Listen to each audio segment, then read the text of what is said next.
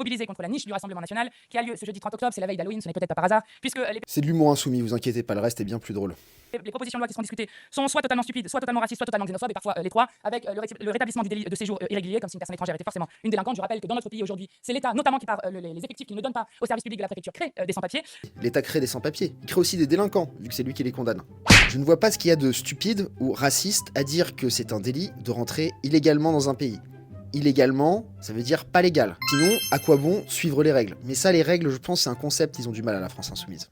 Évidemment, il continue avec la nostalgie de l'OAS et de l'Empire colonial, avec la dénonciation des accords franco-algériens de 1968, et nous nous opposons évidemment à ce texte. Non mais c'est sûr, c'est être un nostalgique de l'OAS et de l'Empire colonial que de vouloir réviser des accords avec un pays qui vous insulte toute la journée, qui pense que vous êtes la source de tous ces maux, qui tient 2 de vos journalistes en otage, et qui en plus de tout ça, vous coûte 100 millions d'euros d'impayés chaque année aux hôpitaux, qui vous coûte 136 millions d'aides publiques au développement, et à qui vous accordez 210 000 visas chaque année en constante augmentation. Est-ce que ce serait pas simplement vouloir un tout petit peu se faire respecter?